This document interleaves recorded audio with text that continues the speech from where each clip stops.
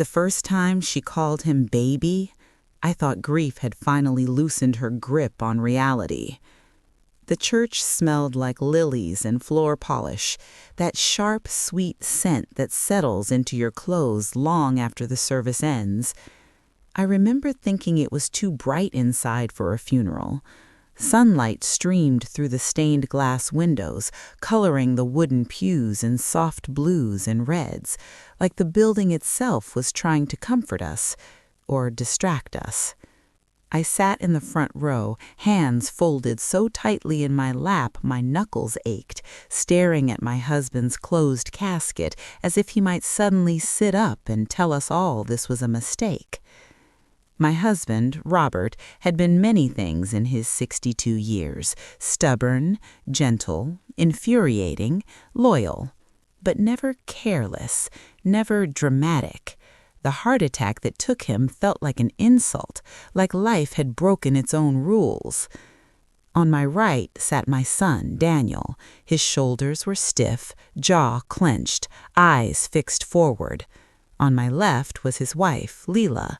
She wore black like the rest of us, but it clung to her in a way that felt intentional. Her mascara had run in careful lines down her cheeks, as if she'd practiced crying in the mirror. I remember feeling guilty for noticing. Grief makes you suspicious of everything. When the pastor finished his words and asked if anyone wanted to say something, Leela hopped it up before I could even breathe. She walked to the podium slowly, one hand pressed to her chest, the other trembling against the wood. Her voice cracked as she spoke about Robert, about his kindness, his advice, the way he always knew how to make things better. Then she broke down completely. She leaned against the podium, sobbing so hard her shoulders shook. Daniel stood, ready to help her back to her seat, but she waved him off. And that's when it happened. Between sobs, into the microphone, she whispered, "I don't know how I'm supposed to live without you, baby." The word echoed, baby. It landed in my chest like a dropped plate, not loud, not dramatic, just wrong. A few people shifted in their seats. Someone coughed. The pastor cleared his throat, gently placing a hand on Leela's arm. She seemed to realize what she'd said then. Her eyes flicked to me for a half a second, just long enough before she covered her face and hurried back to the pew. No one said anything, not then. Funerals are strange like that. People forgive slips. They forgive odd words and strange behaviors, chalking it up to grief. And I wanted to forgive it too. God knows I did. But as I stared at the casket again, my heart pounding in my ears, one thought refused to leave me. That wasn't the kind of word a daughter-in-law uses. Before Robert died, our life was ordinary in the best way. We'd been married for 38 years. Our house wasn't fancy: beige siding, creaky steps, a kitchen window that stuck in the summer, but it was full of habits, routines, little rituals that stitched our days together. Robert woke before me every morning, no matter how late he'd stayed up the night before. He brewed coffee too strong and burned the toast just slightly, the smell filling the house before the sun was fully up. He'd sit at the table with the newspaper folded just so, glasses perched on the end of his nose, humming tunelessly. Sometimes I'd stand in the doorway and watch him, thinking how strange it was that a life could feel so steady you stopped noticing it. Daniel was our only child. He moved back home briefly after college, then again after his first breakup, and finally moved out for good when he married Leela. I liked her, at least in the beginning. She was polite, ambitious, always eager to help, the kind of woman who brought store-bought pie but transferred it to her own dish so it looked homemade. They'd been married 6 years, no children yet, though not for lack of comments from relatives. Leela worked in marketing, always on her phone, always talking about clients and deadlines. Daniel worked long hours too, so they often came over separately for dinner. I thought nothing of it. Robert especially seemed fond of Leela. He listened to her stories, offered advice she didn't ask for, fixed little things around their apartment when Daniel was too busy. "She's got drive," he'd say, "just needs someone steady in her corner." I thought he meant Daniel. Looking back, there were small things, always small things. Robert's phone buzzing late at night, Leela lingering behind when Daniel left early, the way she laughed just a little too loudly at Robert's jokes. I noticed them, filed them away, and told myself I was imagining it. After all, what kind of woman suspects her own husband of something like that? Certainly not me. The week before Robert died, he seemed restless. He paced the house, checked his phone often, went out for long drives without explanation. When I asked if something was wrong, he kissed my forehead and said, "Just thinking about getting older." The night of the heart attack, he'd stepped outside to take a call. I remember watching him through the window, his back turned to me, shoulders tense. I heard his laugh, low, familiar, and felt oddly relieved. Whatever was bothering him, it couldn't be that serious. 10 minutes later, he was on the floor. After the funeral, people gathered at our house. Casseroles lined the counter, untouched. Someone had opened a window, letting in cold air that carried the smell of damp leaves. I sat on the couch, nodding as people spoke, barely hearing them. Leela hovered nearby, offering tissues, refilling glasses of water. She didn't cry anymore.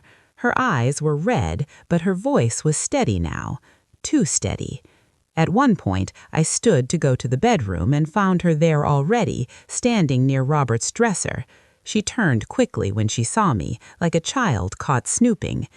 I wanted to get you a sweater," she said. "You looked cold." Her hand rested on Robert's side of the dresser. "Thank you," I replied. My voice sounded distant, even to me. As she handed me the sweater, her fingers brushed mine. She didn't pull away right away, and for the briefest moment, something passed between us. Not guilt exactly, but fear. That night, after everyone left, I lay alone in bed, staring at the ceiling. Robert's pillow still smelled like his cologne. My mind replayed the funeral again and again. Baby. I told myself it meant nothing, but grief has a way of sharpening instincts you've ignored for years. And somewhere deep inside me, a quiet voice whispered that my husband hadn't been the only one I lost. In the days after the funeral, the house felt hollow, like it had exhaled and forgotten how to breathe back in. I kept expecting to hear Robert's footsteps in the hallway, the low hum of his voice drifting from the garage, the scrape of his chair against the kitchen floor. Instead, there was only the refrigerator's buzz and the ticking clock above the sink, loud, judgmental, counting time I didn't know what to do with anymore. Daniel called every morning before work. He asked if I'd eaten, if I'd slept, if I needed anything.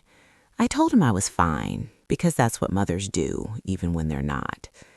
Leela came by in the afternoons, sometimes with groceries, sometimes just with herself. She moved through my house like she belonged there, opening cabinets without asking, folding laundry that wasn't hers, sitting in Robert's chair at the table as if it were natural. I tried not to notice. Grief makes you tired in strange ways. Not the kind of tired sleep fixes, but the kind that settles into your bones and makes every decision feel heavy. So when Leela suggested helping me sort through Robert's things, I said yes. It felt practical, necessary, a step forward. We started in the garage. Robert had been meticulous about his tools, each one hanging in its place, outlines traced on the pegboard in black marker. Leela ran her fingers along the wall, smiling faintly. "He always kept this so neat," she said. "I used to tease him about it." Used to. I glanced at her. She was facing the tools, not me. You spent a lot of time out here? I asked, keeping my voice light. She shrugged. Sometimes he liked giving advice about life, about work. I nodded, though something tightened in my chest. Robert had always been generous with advice, especially to anyone who listened. Still, the image of them standing here together, alone, felt intrusive, like a memory I wasn't meant to see. Inside the house, we moved to the bedroom. I dreaded it, but told myself I had to do it eventually. Leela opened drawers, lifting shirts, folding them neatly into piles. She worked efficiently, quietly, like someone familiar with the task. At one point, she paused, holding one of Robert's sweaters, the blue one he wore on cold mornings. She pressed it briefly to her face before catching herself. "I'm sorry," she said quickly. "I didn't mean to." "It's fine," I said, though my throat felt tight. Later, after she left, I sat on the bed and stared at that same sweater.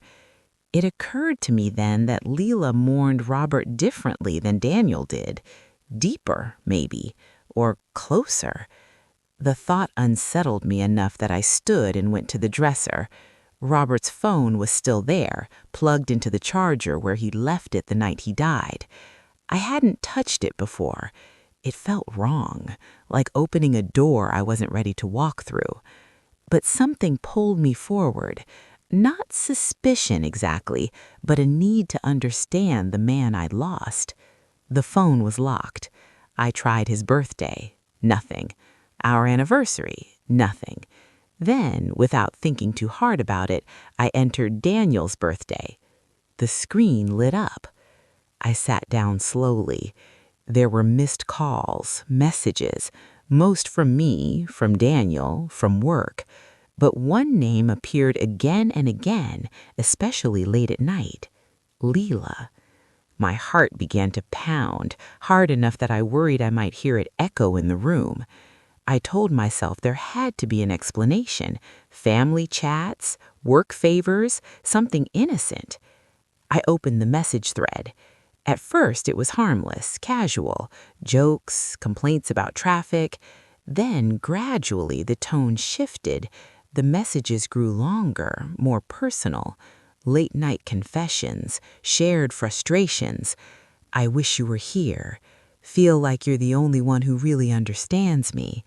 I don't know what I'd do without you." My hands trembled as I scrolled. Then I saw it. A message from Leela sent 2 nights before Robert died. "I miss you, baby. Be careful tonight." The room seemed to tilt. I dropped the phone onto the bed as if it had burned me. Baby. I pressed my palm to my mouth, trying to steady my breathing. For a moment, all I could hear was the rush of blood in my ears. The word replayed in my head, at the funeral, in that message, and with it came a sickening clarity. This wasn't a slip. It was a habit. I don't know how long I sat there. Minutes? An hour? Time had lost its shape. Eventually, I picked the phone up again, forcing myself to read more. There were no explicit pictures, no graphic words, but there was intimacy, emotional, constant, undeniable. They talked about dreams, regrets, things they couldn't say to anyone else. They talked about me. She wouldn't understand. I hate lying to her, but I don't know how to stop. One day, things will be different. I felt myself shrinking with every line, as if the woman I thought I was, wife, partner, equal, had been slowly erased without me noticing. When Daniel called that evening, I didn't answer. Leela texted instead. "Are you okay? I was thinking about you." I stared at the message, my fingers hovering over the screen. I wanted to scream at her, to demand answers, to throw the phone against the wall. Instead, I typed back, "I'm tired. I need some time." She responded almost immediately, "Of course, I'm here whenever you need me." The audacity of it took my breath away. That night, I slept with Robert's phone on the nightstand, like a silent witness. I dreamed of him standing in the doorway, trying to speak, his mouth moving without sound. In the morning, I knew what I had to do, not because I wanted revenge, but because I deserved the truth, all of it, and so did my son. I didn't confront Lila right away. That surprised me even then. I'd always thought of myself as a woman who faced things head on, the kind who asked hard questions and didn't flinch at uncomfortable answers. But grief rearranges your instincts. It teaches you patience you didn't know you had, and sometimes it teaches you to wait. Before I spoke to anyone, I needed to be sure, not just for myself, but for Daniel. I started paying attention. Lila's visits became more frequent after that. She called before coming, but never waited for an answer. She brought soup I didn't ask for, folded laundry I hadn't left out, watered plants that didn't need it. She sat beside me on the couch, close enough that I could smell her perfume, soft, floral, familiar in a way that unsettled me. Once she reached for my hand while we watched television. "You don't have to go through this alone," she said softly. I pulled my hand back under the pretense of adjusting my blanket. She didn't push, but her eyes lingered on my face, searching. At night, after she left, I read through Robert's messages again, slowly, carefully. I began to notice patterns, the times they spoke, the gaps that aligned with his late-night walks or errands. I found references to moments I'd been present for without realizing I was the third person in the room. "She's right there. I can't talk now. I'll call you after she falls asleep." Every word rewrote my memories. I also noticed something else. Toward the end, the messages changed. Robert sounded tired, hesitant. "This has to stop. I can't keep doing this to her. Daniel doesn't deserve this." Lila's responses grew frantic. "You can't just leave me. You promised you'd always be there. I gave up everything for you." Everything. I set the phone down and stared at the wall, the weight of it pressing into my chest. Whatever this was, it hadn't ended cleanly, and whatever Robert planned to do next, he hadn't lived long enough to do it. A week later, Daniel came over alone. He looked thinner, his eyes ringed with exhaustion. "Daniel's worried about you," he said, sitting across from me at the table. "She says you barely answer her calls." I folded my hands around my mug, letting the warmth ground me. "I've needed some quiet," I replied. He nodded. "I know this is hard, on all of us." I studied my son's face, the same dark eyes as his father, the same crease between his brows when he worried. He trusted me, trusted us. The thought made my stomach turn. "Daniel," I said carefully, "has Lila told you everything about her relationship with your father?" The room went still. He frowned. "What do you mean?" I took a breath. This was the moment. There was no graceful way through it. "I mean, how close they were." He let out a small laugh. "Close, Mom, you know that." I reached into the drawer beside me and pulled out Robert's phone, sliding it across the table. Daniel stared at it, confused. "Read," I said. He hesitated, then picked it up. As his eyes moved across the screen, his expression changed, confusion melting into disbelief, then into something darker. His jaw tightened, his breathing quickened. "What is this?" he whispered. "The truth," I said quietly. He stood abruptly, chair scraping against the floor. "This can't be real. She wouldn't. He wouldn't." "Daniel," my voice steady even as my heart broke, "I wish it weren't." He scrolled, faster now, his hands shaking. When he reached the message from 2 nights before Robert died, he stopped. "Baby," he read aloud, his voice cracking. The silence that followed felt endless. Finally, he sank back into the chair, pressing his palms to his eyes. "How long?" he asked hollowly. "I don't know," I answered honestly. "Long enough." He sat there for a long time, saying nothing. When he finally spoke, his voice was hollow. "I need to talk to her." "Not alone, and not yet," I said. He looked up at me surprised. "You don't want answers?" "I want the right ones," I replied, "and I want them in the light." That evening, we asked Lila to come over. She arrived smiling, carrying a bag of groceries like always. The smile faded when she saw Daniel's face. "What's wrong?" she asked, setting the bag down. Daniel didn't answer. He looked at me. I nodded. He held up the phone. "Explain this." Her eyes dropped to the screen. For a split second, something raw and unguarded crossed her face. Fear, maybe. Then she straightened. "You went through his phone?" she said sharply, turning to me. "That's an invasion of privacy." The audacity stunned me.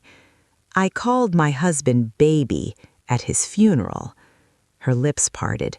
She looked between us, realizing the room had shifted, that there was no easy way out. "It wasn't what you think. We were just close."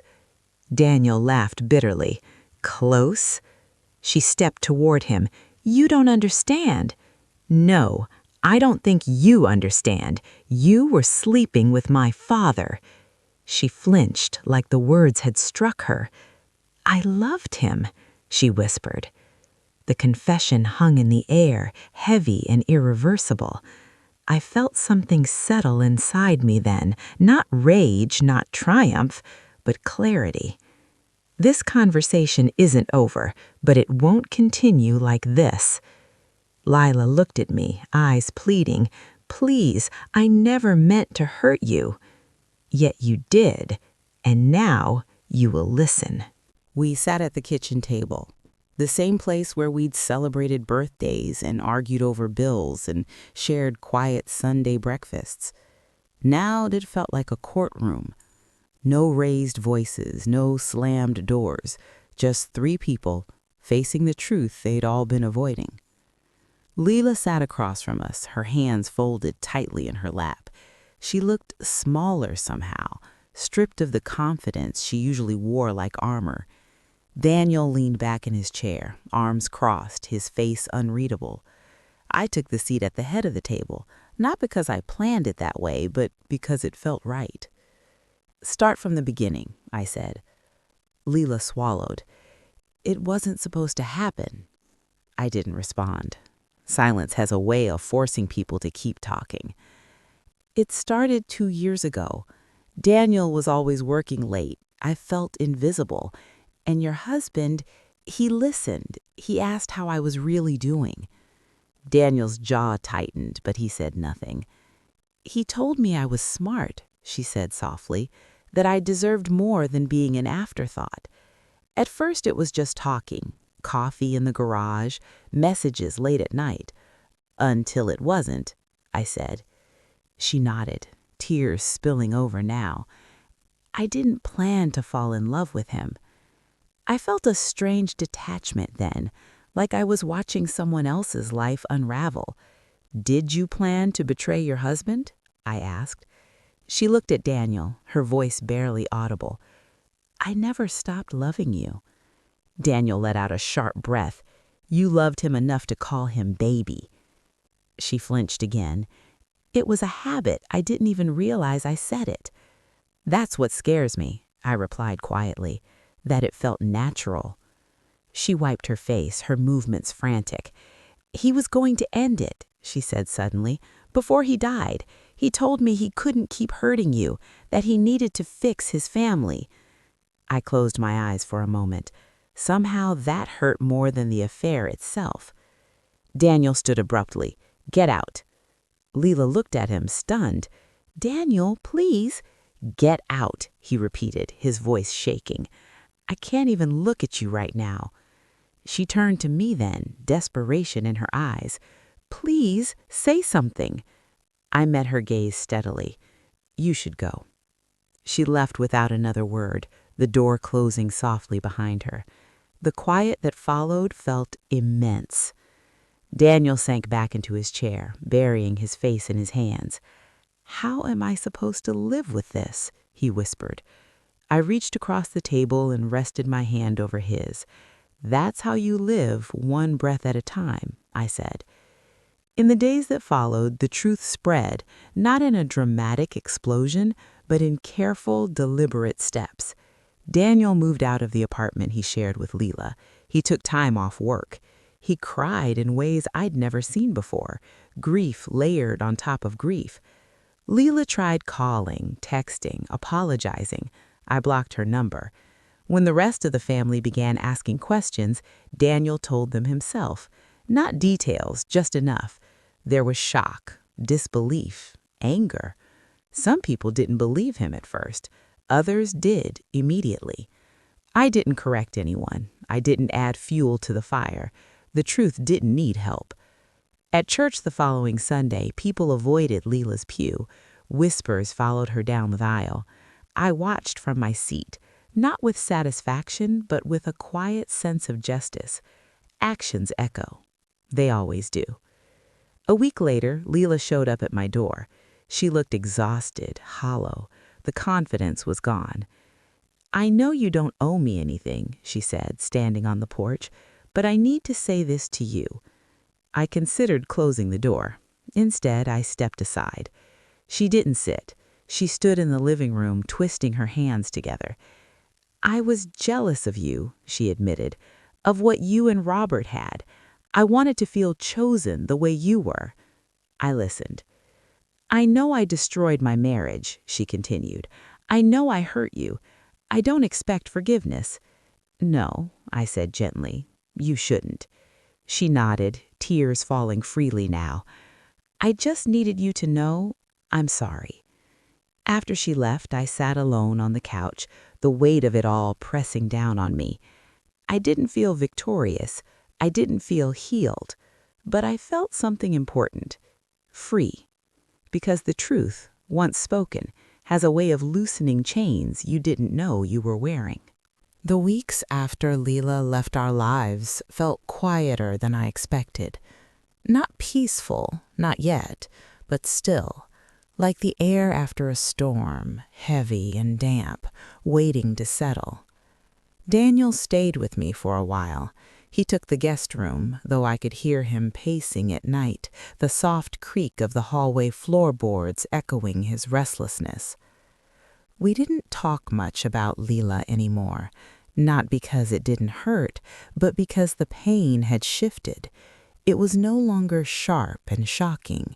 It was dull, deep, and constant, like an ache you learn to carry. One morning, as I stood at the sink washing dishes we'd barely used, Daniel came into the kitchen. He watched me for a moment before speaking. "I keep wondering if I missed signs," he said quietly. "If I was a bad husband." I turned the water off and faced him. "Your wife's choices are not a reflection of your worth." He nodded, though his eyes stayed on the floor. "Dad wouldn't have done this if I'd been more present." I took a step toward him. "Your father made his own decisions," I said gently. "So did Leela. Don't take responsibility for sins that aren't yours." He swallowed hard. "What about you? What about me? How do you live with knowing the man you loved wasn't who you thought he was?" The question hung between us, honest and raw. I considered it carefully. I don't think he wasn't who I thought he was. I think he was all of it, the good and the terrible, and I loved the good. Daniel nodded, tears slipping down his cheeks. I pulled him into a hug, holding him the way I did when he was a boy, his head tucked against my shoulder. For the first time since the funeral, he cried openly. As for me, healing came in small, unremarkable moments. I cleaned out the garage alone, taking my time. I donated Robert's tools to a neighbor whose hands shook with gratitude. I planted new flowers in the yard, turning over soil that had gone untouched for years. I rearranged the bedroom, moving the bed to face the window instead of the wall. Each change felt like a quiet declaration. I am still here. There were nights when grief crept back in, uninvited. Nights when I replayed conversations, searched memories for moments I might have misunderstood. But instead of spiraling, I learned to let the thoughts pass, like clouds drifting across the sky. Daniel eventually found his own place.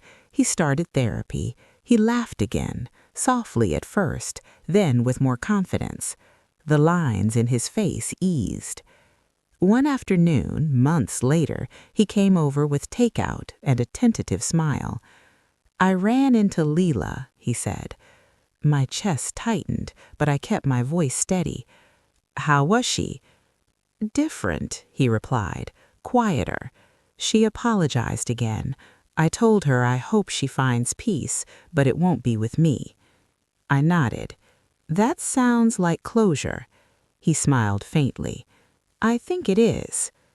As for Leela, her presence in our lives faded. Occasionally, I heard updates through distant relatives, a job change, a move. I wished her no harm, but I also didn't carry her with me anymore. Grief and betrayal had taught me something unexpected. Boundaries are a form of self-respect.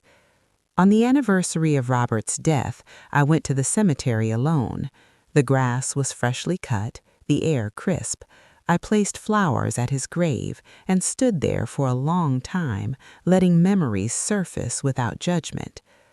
"I loved you," I said aloud, "and I deserved better." The words didn't feel bitter. They felt honest.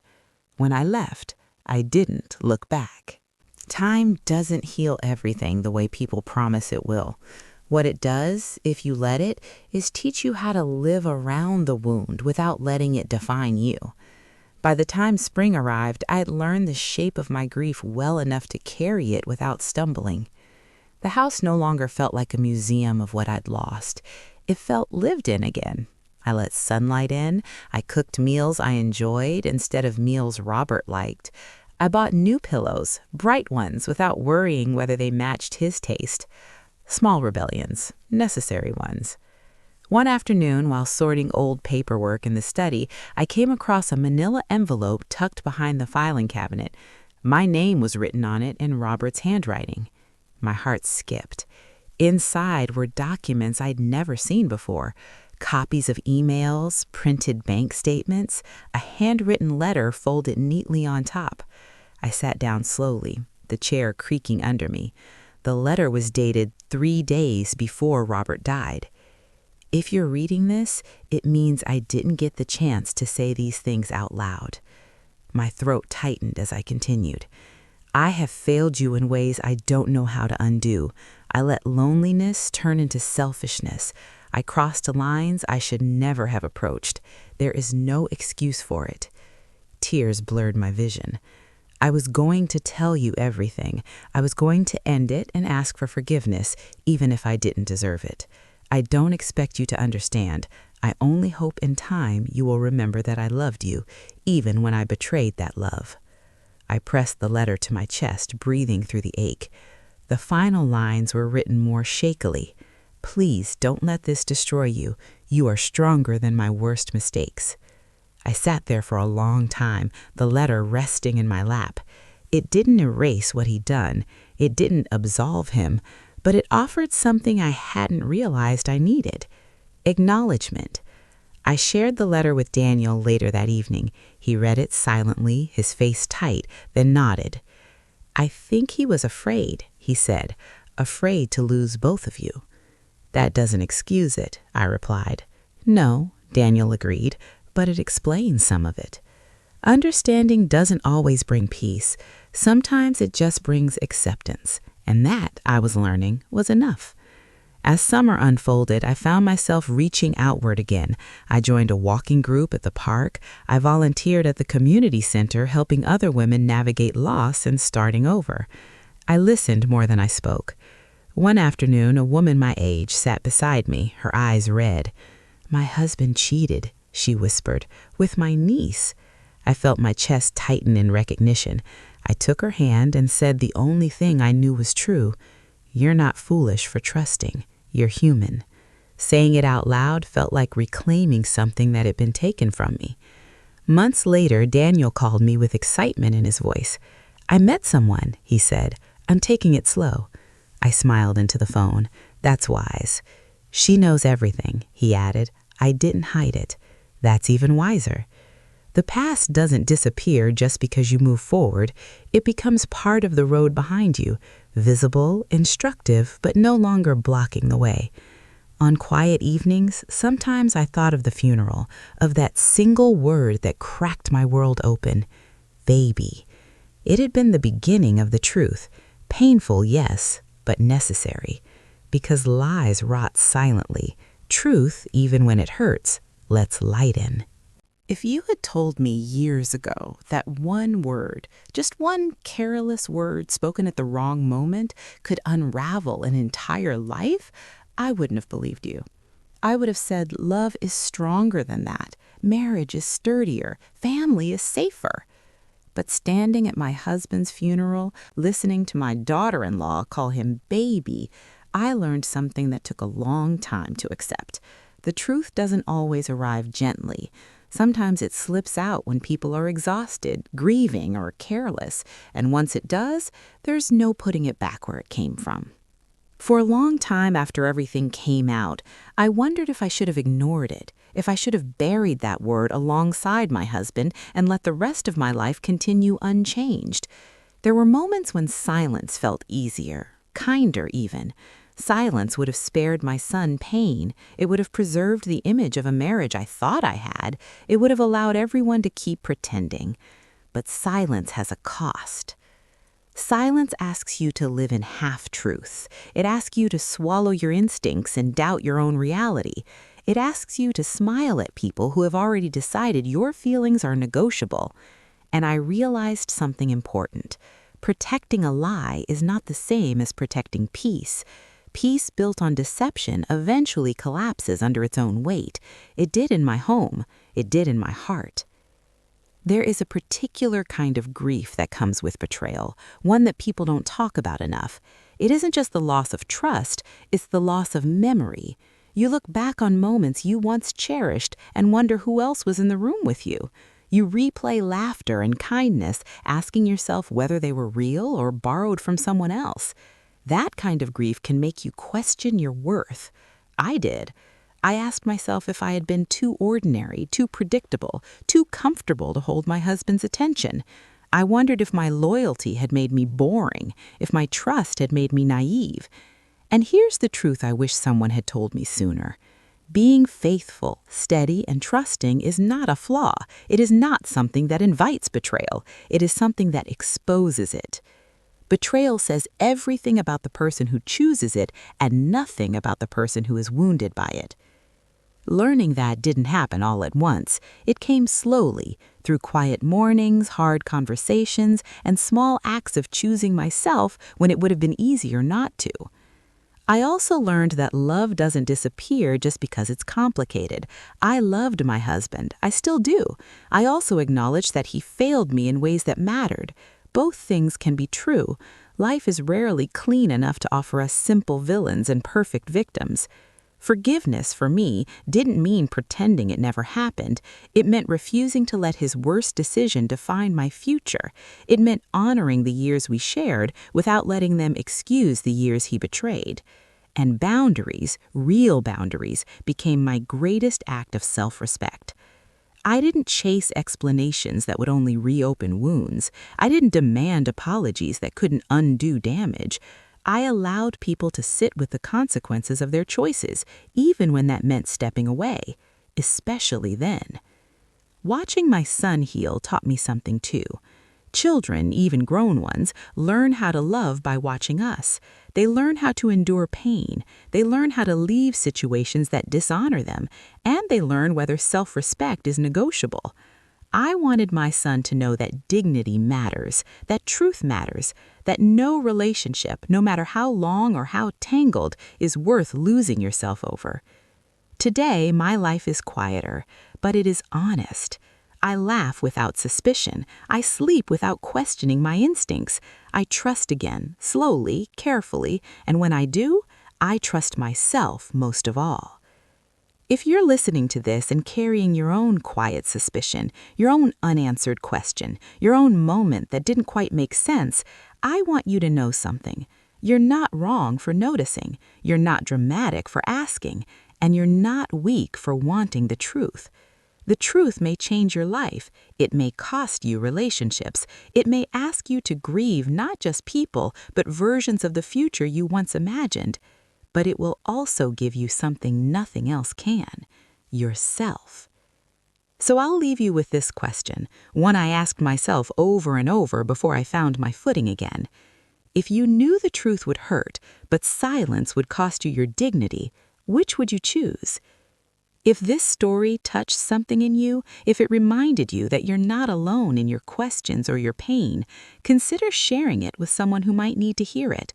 And if you're finding strength here in these stories of survival and honesty, I hope you'll stay a while. Thank you for listening.